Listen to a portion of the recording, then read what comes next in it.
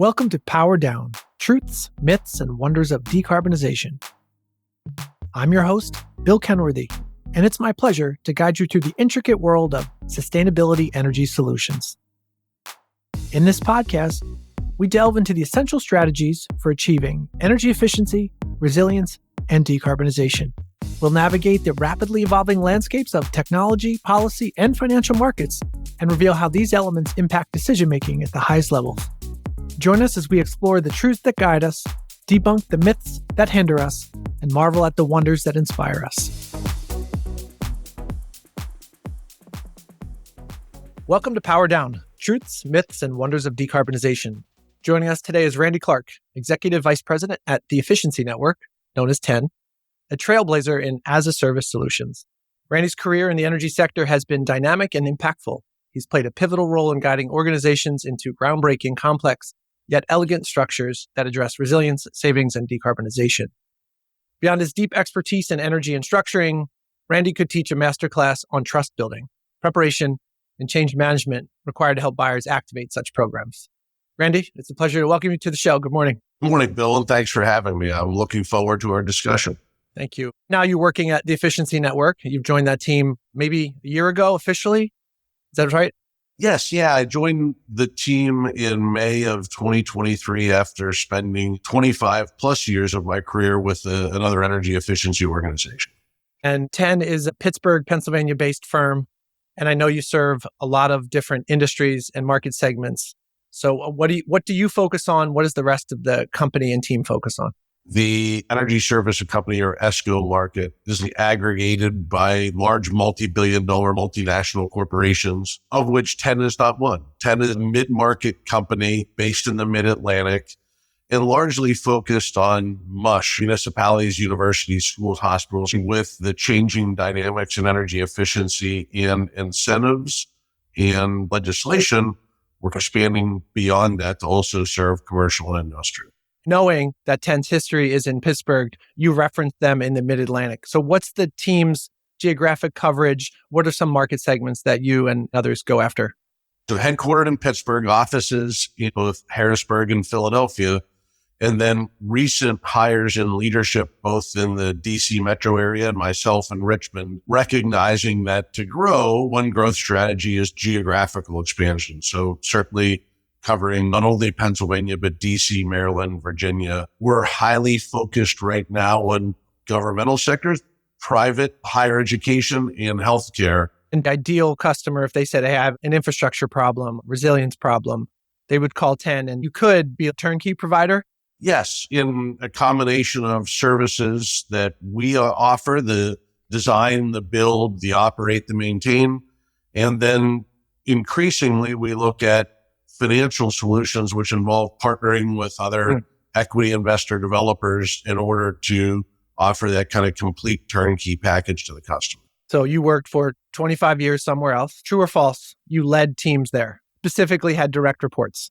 Yes, absolutely true. And right now you get to enjoy being a leader, but a single individual contributor? Yes, for me, it's exciting. I led a team that had a several $100 million a year P&L and 100 plus people in my past incarnation. What I found is that as I thought about kind of my career and where I ended up, is I ended up managing and leading people, but I ended up not working on projects anymore. One of the things I actually really enjoy is working with customers on projects and structuring things and producing wins for customers. And so when I made the decision for my next chapter, my decision was I wanted to work back on projects again. So yes, I landed here and I'm very much enjoying it. One of the things I observed from you in the opening was around your awareness of change management and what it takes to have buyers go for the things they need and truly want.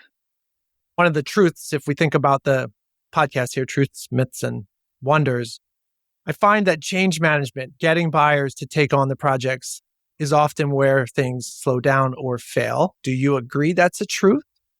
And how do you and the team members at TEN go on the journey with customers? I do agree that's a truth. The old saying was nobody ever gets fired for do nothing, right? So people can carry on in their careers. They can manage a a university or a hospital. They can do the best they can with the budget they have, all of which is fine. But we work with customers to build trust and trust in our technical and financial capabilities.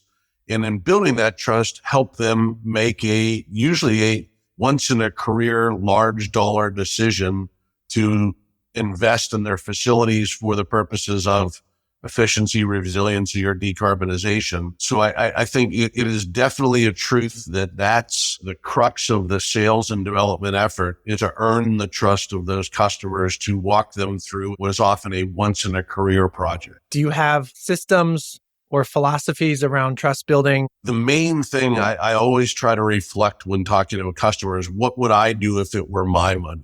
And I don't want to ask a customer to do anything that I wouldn't do if it were my money. How do you take on the do nothing paradigm? Do you tell stories around what happens if deferred maintenance accumulates into a catastrophic condition? In almost every case, you have to find what that single motivating factor is for people to take action. In some cases, it is, I have my technical lead at my campus and they're getting ready to retire, and I'm concerned that my organization just doesn't have the capabilities to carry on. In other situations, it might be, we've made this climate commitment and we don't know how we're going to get there. We don't know how to make that journey without someone walking side by side. Motivators are different for different people, but without that specific motivator to take action, do nothing is a serious competitor. That's brilliant.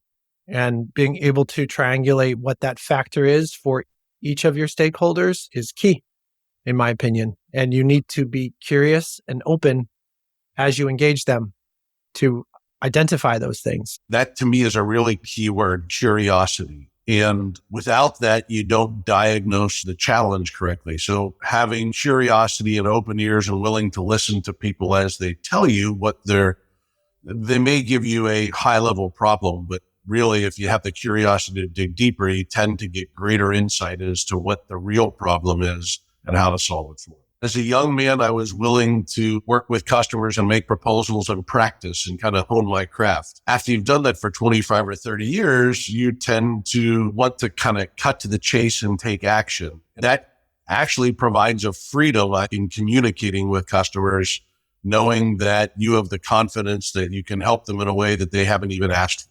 I also know you are almost always dealing with the C-suites as part of the process and early on. Yes, for energy infrastructure and efficiency and decarbonization projects, rarely have found that process fails because the team can't find the right technical solution.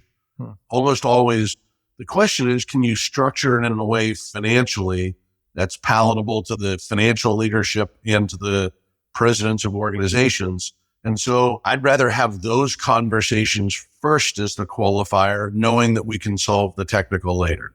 Observing how you do that intersection of what's the technical solution and what are the motivating factors, certainly at the C-suite, is one of the strengths as we have worked alongside of you. Do you think presidents and boards contemplate different things than CFOs? Years ago, absolutely. Presidents and boards were more visionary. CFOs were more financially practical. However, things have changed and decarbonization has taken over as a criteria that is more important than pure financials with CFOs.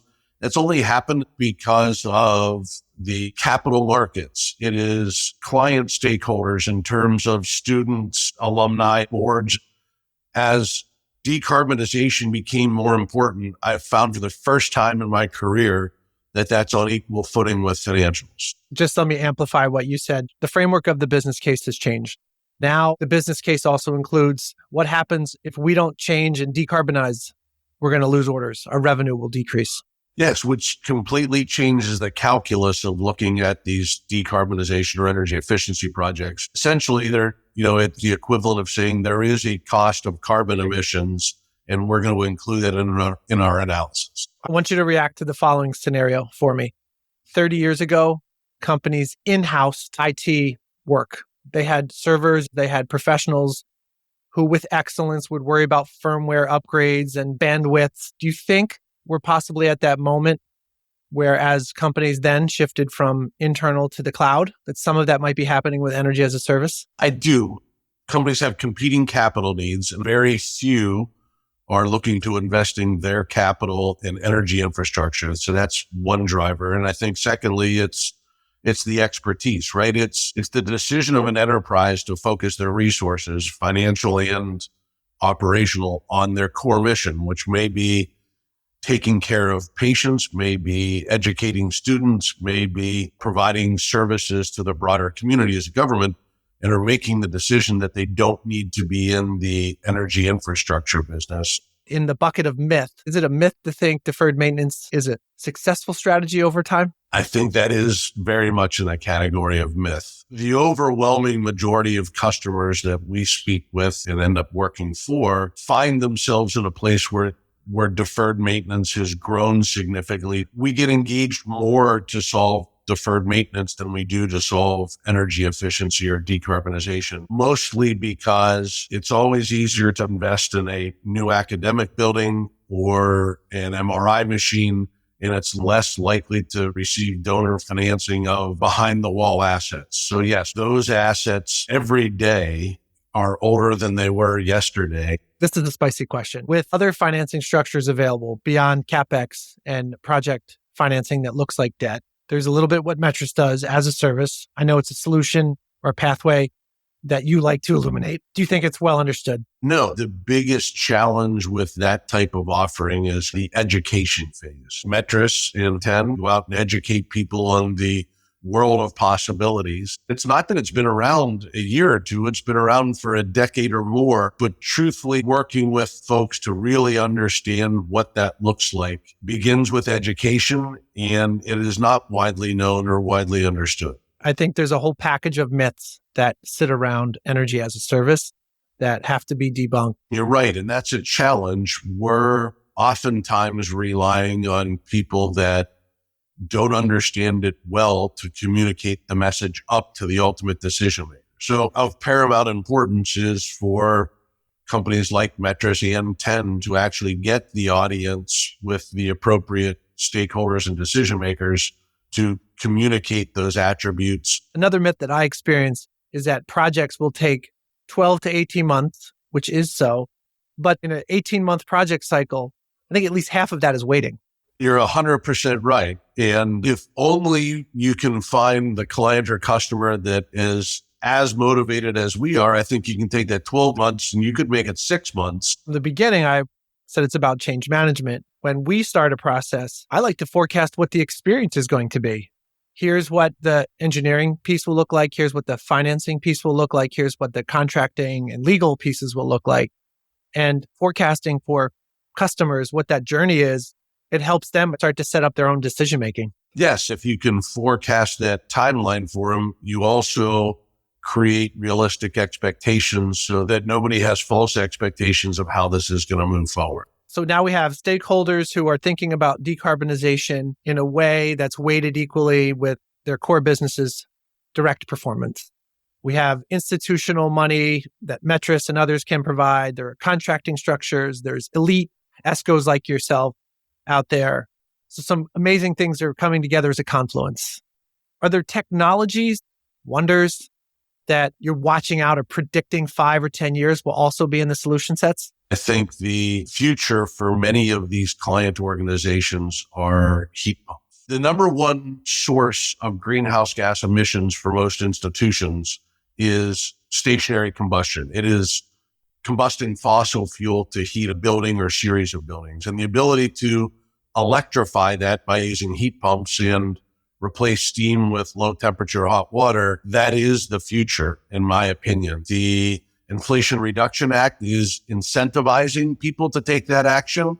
And anyone that is looking at both central plants and distributed systems has to be adding that into their analysis now. Is 10 starting to build capabilities around being able to engineer and deploy heat pumps? Yeah, a combination of building capabilities and sourcing consulting engineering firms that have the most experience in deploying that technology in the U.S. Is the technology around heat pumps evolving, that they work in the colder climates as well? Absolutely. And that's the big thing, right? There was a time when it was understood that you would need a different solution in colder climates.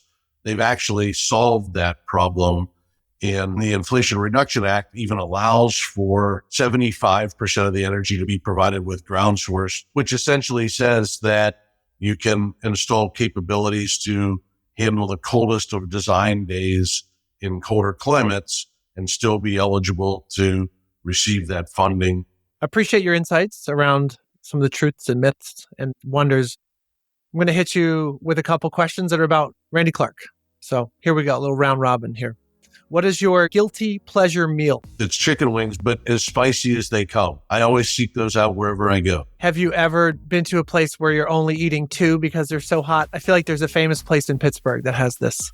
There's a place called Fatheads in Pittsburgh that makes you sign a waiver and you can only order 5 at a time. And yes, there are certainly times where the folks that make them win and I can no longer digest them. Have you signed such a waiver ever in your life? I have. What is your happiest place on earth? I would tell you that standing at the back bowls of Vail, looking at that and how vast and overwhelming it is, best place to be. Which is more likely to be in your hand, pen or pencil? You know, I can't tell you the last time I used a pencil. And it doesn't mean I don't make mistakes. It simply means for some reason, I always have a pen in my hand. Randy Clark claims he never makes a mistake right here on this podcast. If you're on a plane with me, are you more likely to be on the window or aisle? I'm an aisle seat guy every day. What's the first car that was Randy's car? 1979 Jeep CJ5 that spent more time being repaired than it did actually working. What is the last social media app that you were on? I guess I did a LinkedIn post this morning. Do you recall the last time you bought a physical book? I don't recall the last time I bought a physical book, but I received one for my kids for Christmas. So I guess maybe that counts since they purchased, but I was the benefactor. Well, Randy, it's been informative and inspiring to hang out with you. You said a couple things to me that I'm either going to write down as a prediction or just remember. One, no one gets fired for doing nothing. And I think that's a challenge or an opportunity we all face. You're highlighting the application and use cases around heat pumps and different ways, stakeholders and structures that the mid-market can be addressed. You built a business case when you joined 10. Are these some of the elements that you highlighted to the leadership and your owners? 10 is a very strong performance contracting organization, and performance contracting is a large solution in the energy efficiency, energy services space, but it's not the only solution. So the idea with my arrival at 10 is to be able to deliver any solution to solve energy efficiency and infrastructure issues that a customer may desire, whether that be performance contracting as a service, energy service agreements, power purchase agreements, whatever that may be. We want to have the expertise and experience at delivering that full toolbox to the customer. Randy, you work for an institution that's a leader. You join them to help expand a business line. What motivates you? Like, what truly gets you excited? And in 5 years, do you hope to create with them and customers? 2 things, really. One, what gets me excited is the ability to be back working with customers directly on projects that will change their environment, whether that's an airport, a campus, a hospital, whatever that is, that will have meaningful change. And then it's funny. I don't know that I would have said this going into it, but I get almost as excited now mentoring the younger folks that are in the first half of their career in this business and preparing them to lead the business. What I heard there was the word creating, some version of creating and being expansive. And I've watched you try to build those capabilities so that others can carry on and continue to expand things. Randy Clark from the Efficiency Network, thanks for joining our Power Down podcast. Take care. Thanks for having me, Bill. I enjoyed it. Thank you. Thank you for tuning into Power Down, Truths, Myths, and Wonders of Decarbonization, where my guest and I aim to illuminate pathways for businesses and institutions who strive for efficiency, resilience, and sustainability. We offer insights that demystify the complexities of energy management and celebrate the innovations driving us towards a net zero future. Please follow us on all your streaming platforms. In the meantime, stay engaged, stay curious, and join us next time as we power down to power forward.